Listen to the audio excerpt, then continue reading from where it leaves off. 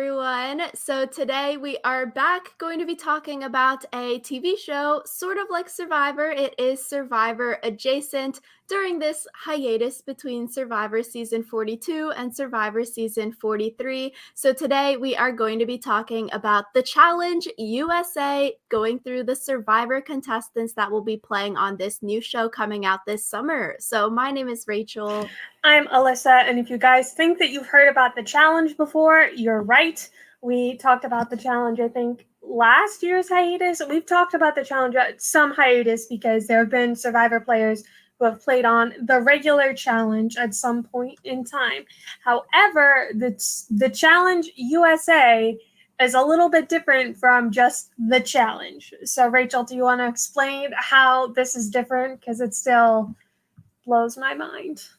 Sure, it's sort of complicated, I feel like. So, like Alyssa was saying, there's like the main show, The Challenge on MTV, and then there's other spin-offs. So there's The Challenge All-Stars that only streams on Paramount Plus, which has all-stars of the challenge players. They go and compete on that. And so the Challenge USA spinoff is another spinoff of the regular challenge, except this Challenge USA will be on CBS weekly, and then it will also seemingly be posted onto Paramount Plus after it streams on CBS. So for the Challenge USA spinoff, they have 4 different countries spinoffs. So they'll have the Challenge USA, the Challenge Australia, the Challenge Argentina, and then the Challenge UK. So these 4 different spinoffs, they are after they find the winner of these 4 spinoffs, then these 4 winners will go and compete in the final challenge competition,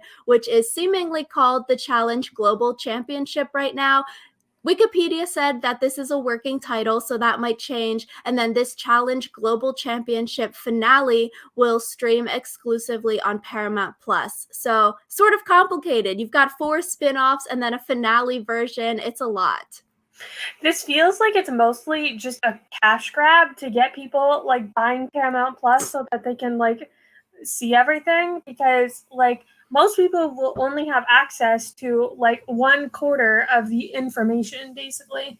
So like unless you use a VPN or other like extra legal methods of watching these things, you're basically only going to be able to see the challenge that is airing in your country.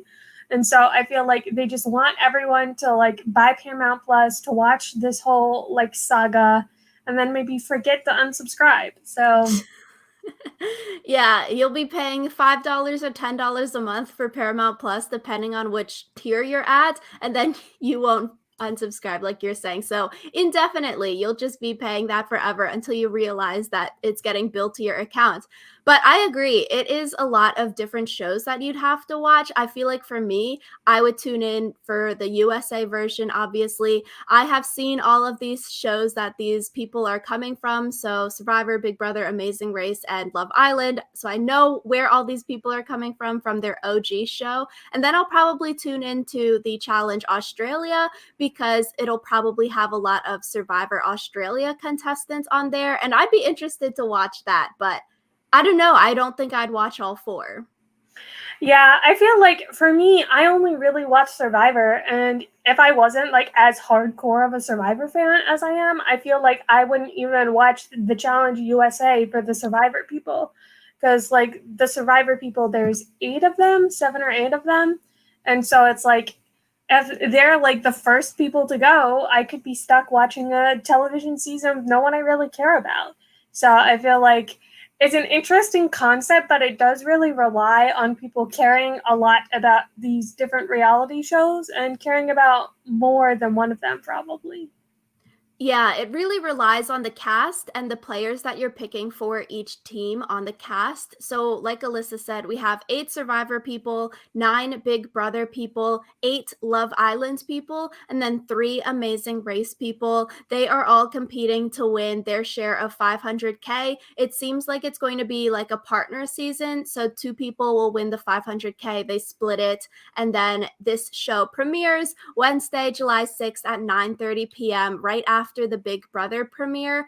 And so with 8 Survivor, 9 Big Brother, 8 Love Island, 3 Amazing Race, I feel like it's a little bit unfair to the Amazing Race people because if I were on the show, I'd just target the smallest contingent because for a lot of these people, they're probably not watching the other TV shows. They might know who each other are just by like the Survivor community, Big Brother community, but there's not that much overlap between like the Love Island community and then the like strategy reality TV show community. So I feel like you would target the smallest groups first. So I feel like it'd be more fair if they were all like 7 7 7 7 and then they all had that kind of even chance. There's not like one contingent with way more people than others.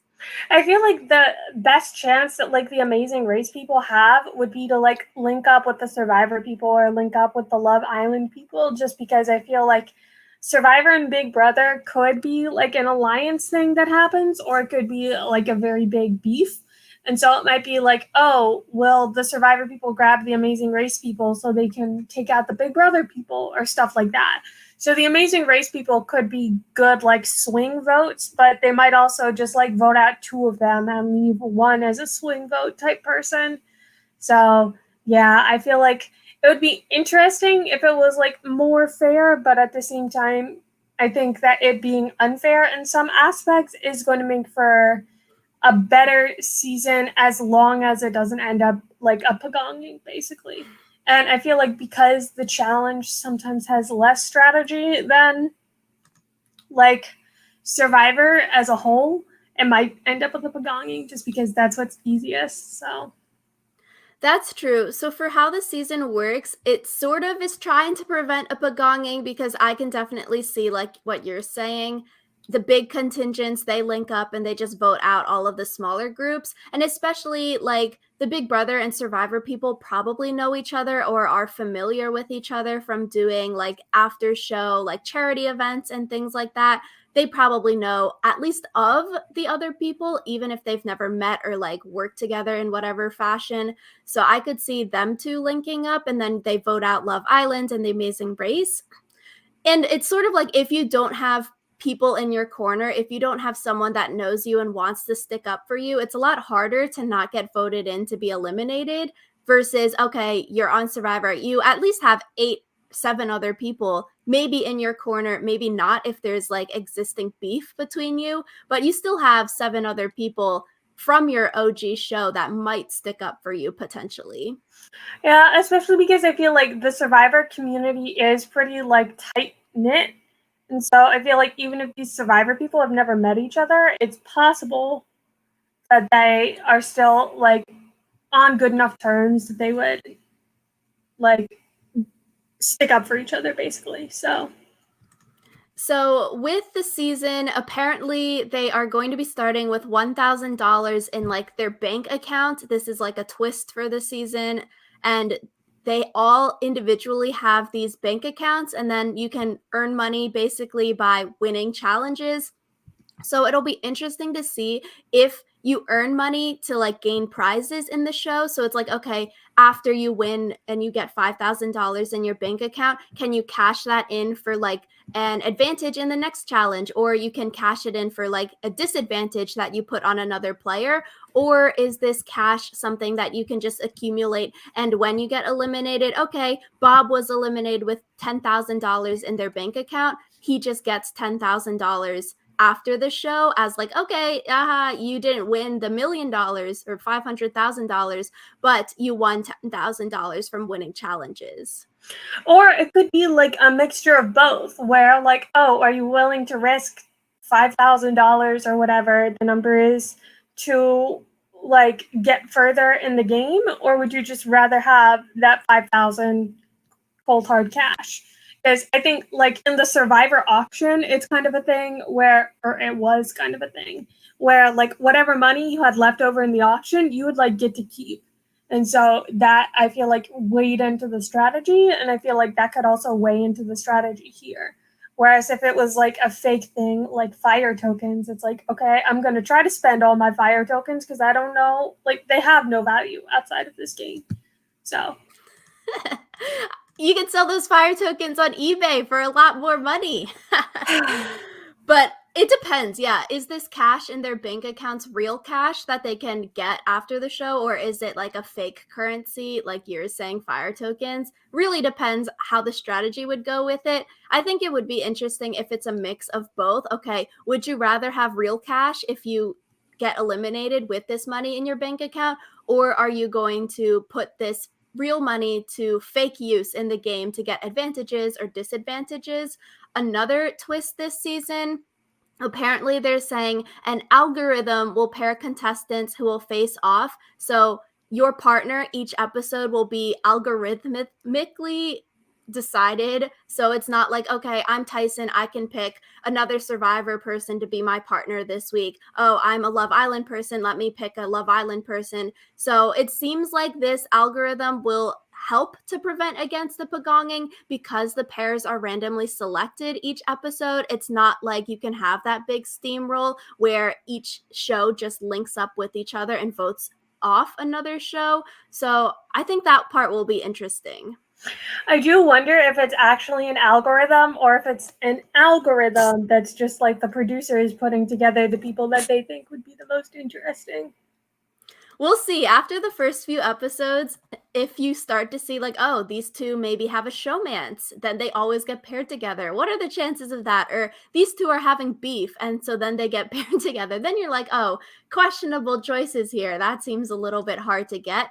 But going back to the three Amazing Race people, I feel like even with the algorithm choosing partners for the three Amazing Race people, it would still be hard because if it's like, okay, Amazing Race person is partnered with a Love Island person, that could still be an easy group to put into elimination to get sent home because it's like, okay, if we're Survivor, if we're Big Brother, if those two groups combine, it's 9 plus 8 people. They've got over a majority of the cast. They could easily just be like, okay, Love Island and Amazing Race pairs we're sending in. And so you just gotta hope you're paired with like someone in the majority alliance to not get put into elimination. And someone who's like important in the majority alliance too, because like if you are like the Survivor Big Brother alliance and you have more than a majority, then you can maybe afford to lose someone who's like a lower tier member of your own alliance to get out, like a Love Island person or an Amazing Race person.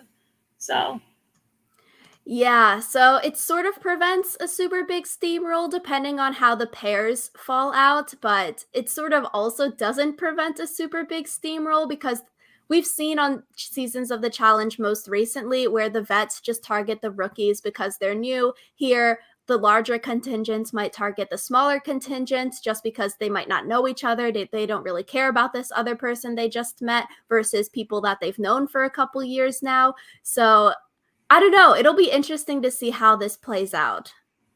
yeah. So I think we'll definitely have a better feel for it like after the first couple episodes, because then I think people's strategies will be more evident. So for these Survivor people, they are the richest group coming into this show. They have 3 Survivor winners. In Survivor you win $1 million. There's one Big Brother winner, Xavier, who won $750K last year. There's one Amazing Race winner who won 1 million, James, but it's a 2-person team for Amazing Race. And then for Love Island, there's a winner, Justine, who won 100K, but it's split between 2 people, so she won 50K. So the Survivor people are just so rich. I'd target them just for having more money at one-off game shows. The thing is, I feel like Survivor is like the hardest of the games because it's like Love Island is. I won't say anything rude about Love Island, but basically you just sit around and flirt with people. The Amazing Race, I feel like, is difficult, but at the same time, you're still like given money to like buy food, be able to travel, like all of that stuff. Like I think it's exhausting, but not on the same level that Survivor is. And then Big Brother, I feel like same thing where it's really physically demanding, but also like you have all of your food needs met. You get to live in a nice house and not like out on an island. So I feel like Survivors being the richest like makes sense in context of like what each reality show demands. So I would say for Big Brother, they just upped the winning from 500K to 750K when Xavier won. I think they should up it to 1 million also, because for Big Brother, you're in there like 3 times as long as you are for Survivor, and then to only win half as much, it's like, dang, that sort of sucks. But now it's 750, so it's getting up there. But I'm like, I don't know. Maybe the 250K off the million here is for their food costs for the house. So that's why they don't get 1 million, since Survivor people are starving and they don't get food. Obviously. So for the Survivor players, we have Ben from season 35, Heroes, Healers, Hustlers, where he was the winner. He also played on season 40, Winners at War. We have Danny from season 41. We have Desi from season 36, Ghost Island. Then we have Dominic, also from season 36, Ghost Island, where he was second place. We have Sarah from Survivor Cagayan, 34 Game Changers, which she won, and then season 40, Winners at War. Then we have Shan from Survivor 41. We have Tasha from Survivor 28, Cagayan, and then played a second time in 31, Second Chance. And then we have Tyson from season 18, Tocantins, 20, Heroes versus Villains, 27, Blood versus Water, where he won, and then 40, Winners at War. So initial impressions of this Survivor group, Alyssa. It just seems very random to me. Like, I feel like even the winners that they have aren't really like the high profile winners of Survivor. And like some of the people that they chose who aren't winners, like they were maybe popular like during their seasons of Survivor, but I feel like people don't really talk about them as much anymore. Like specifically like Tasha, I feel like everyone was really happy when she came back for Second Chances. She did really well on Second Chances, but like after Second Chances ended, I feel like she kind of just faded back into the background. Like it's one of those things where you'll be like, oh, so-and-so is on there? Cool. But like you won't necessarily watch to see that person, you know? I feel like personally, Tyson is probably the person that people would tune in to see. Like, that's the person that I would want to see most on this show, because he knows how to make TV with those kind of like scathing confessionals, giving the camera people what they want to see and just saying random things. So I feel like that's probably the biggest grab for the season, because he's a winner, he's a popular winner, and a lot of fans like Tyson. So I feel like that's the biggest grab to get. Apparently, Mike Holloway was an alternate for the season as another Survivor winner. So yeah, it seems like the winners that they've got with Ben, Sarah, and Tyson, maybe a little bit random, not who you'd think of when you think of, okay, winners at War. You think of like Tony maybe, but I feel like these winners are the more athletic people in their group. It's like Tyson was a professional cyclist. Sarah does her like 7 marathons in 7 days in 7 continents, which is insane. And then Ben, like former veteran, is probably very athletic. So it seems like the winners that they got are like athletic people. Yeah. And I guess another thing about Tyson is he has his own Survivor podcast. So he like still has a following and is still like in touch with the Survivor community. It's funny because I totally forgot that he was on it, even though you said like everyone who was on it. And I was just like, oh yeah, Tyson, he's there. The pickleball influencer. Obviously. So, speaking of Tyson, he was a former professional cyclist. We also have a former professional athlete on the Survivor crew with Danny, who played in the NFL.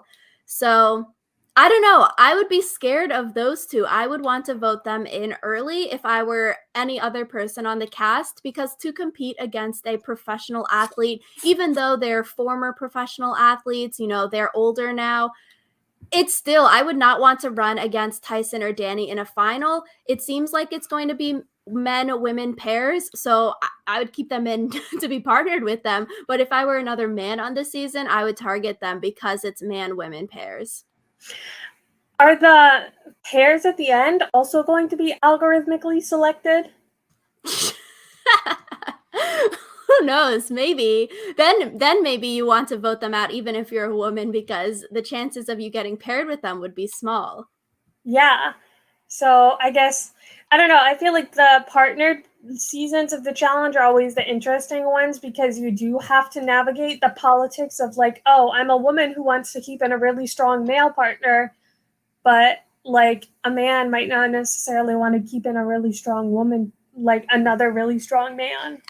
So Yeah, just from them being pro athletes, I'd be like, first target, please, everyone. We need to vote them in because chances are a lot of other people in the final probably can't beat them, even if they like working out or they do CrossFit or things like that. It just seems like there would be a big divide between former pro athletes, even though they're former, versus like people that like working out. Like it's a large spectrum there.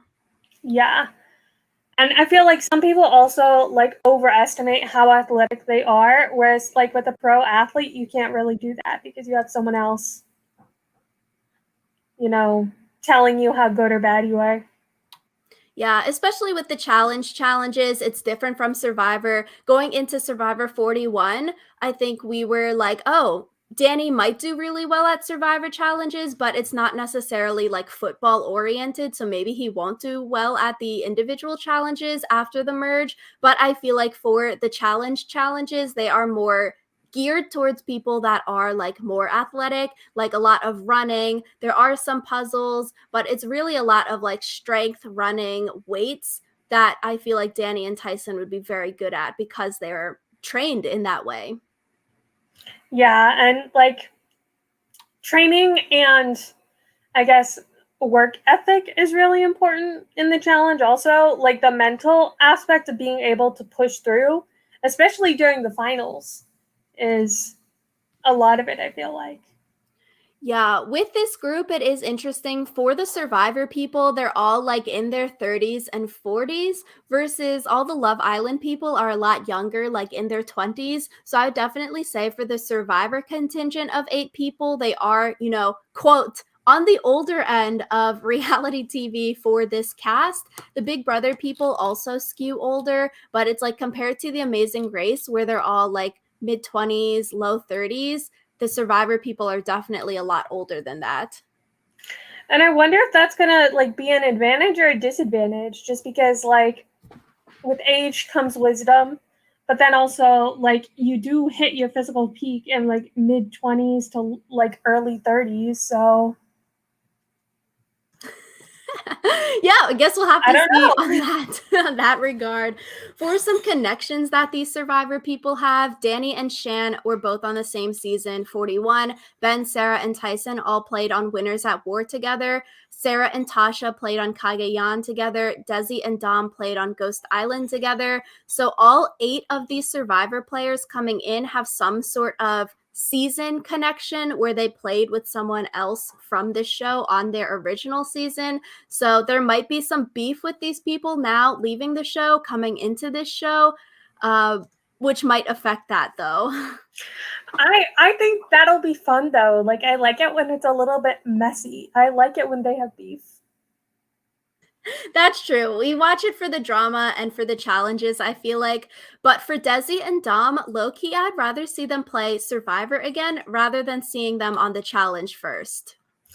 I feel like it's hard though because maybe this is a misplaced belief, but I feel like it's a lot easier to like get cast on the challenge than to get cast on like another season of Survivor. Because I feel like the challenge producers definitely also look at stuff like your socials numbers and stuff like that. And I feel like because there's also like more people in each season of the challenge, I feel like it's easier to be like, hey, can I have a spot? Or like network your way in. Whereas I feel like Survivor producers, like if someone is to come back and be like, hey, I want to go on the next season of Survivor, like unless you're like Boston Rob Mariano himself, they'll probably be like, haha, you're funny. Because I feel like a lot of Survivor players want to come back to play Survivor again, but like maybe not as many Survivor players are as interested in jumping to the challenge. So That's interesting. For the Challenge MTV show, it's not like Survivor for anyone who is unfamiliar. For the Challenge MTV, every single season is like a returnee season. It's like a bunch of, they say, veterans of the show. So people who have played multiple seasons in the past, and then they bring in rookies, which are new people who have never played the challenge before. So it's unlike Survivor because each season has a bunch of returnees. So it does seem like for the challenge, a lot of those people that are on the show who are mainstays of the show, who do every season recently, seem to be more like of the influencer-y type. So then after the show, they are very like active on Instagram, doing all of that stuff, doing ads, versus for a lot of Survivor people, I feel like they sort of go back to their regular life. They don't really become like the influencer-y type where they are doing all of that on Instagram.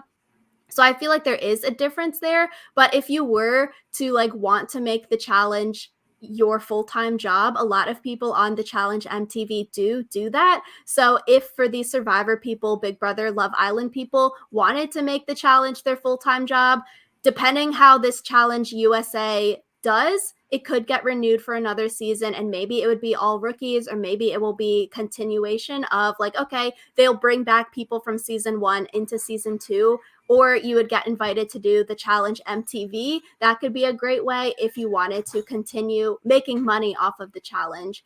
So I could see for like Desi and Dom, I would say Dom would maybe get invited back for Survivor, but for Desi, that'd be harder for her, I think, because they're saying, oh, we're not going to cast people before season 40 anymore. And from Ghost Island, there's a bunch of people you could bring back. Yeah, I feel like in general, like the further you get in Survivor, the easier it is for you to come back also, unless you're like a GOAT. But I feel like if you're like a pre-merger or an early merger in Survivor, your chances of coming back, unless you are like a super big character or super loved by fans, are not very high. So for strategy, I think you'd personally want to target the Survivor and Big Brother people because they have the most practice of doing this kind of strategy, voting people into eliminations, voting people out. They're more used to being cutthroat from their original shows. They're more used to doing these hardcore challenges from their original shows. So you should target them first, although the Survivor Big Brother contingent is so large, I don't necessarily see them getting targeted first because they are so powerful. But specifically, like Tyson, Danny, Sarah, I would not want them in the final. So you'd want to target them, but they're probably too insulated to be targeted. Yeah, I agree with that entirely. I don't have anything smart to add because you took the words out of my mouth. Yeah, on the same page. So I'm excited for the Challenge USA season. So many people that I'm interested in seeing again across all of these 4 shows, interested to see how they'll do. The challenges are always fun to watch on the challenge shows. I feel like for Survivor challenges, they've sort of maybe gotten a little bit stale. So it's always fun to see people like, jumping out of helicopters, doing fun stuff, swimming in the challenge shows. Yeah, it's always fun. The challenge is always, I think I can take the challenge a little less seriously than Survivor, so it's always a good time. More fun. So maybe in the summer we will still be on Survivor hiatus, but maybe we will do some podcasts about the Challenge USA, or maybe let us know if you want to see us do Survivor South Africa coverage. It seems like that's going to be really hardcore because it's like 4 episodes a week for 6 weeks, but we can see. We'll either do Challenge USA or Survivor South Africa coverage. We'll see. Yeah, let us know down in the comments down below. So let us know what you think of the in general. Are you excited to see any of these Survivor players back or not? And we will see you guys next time. Bye.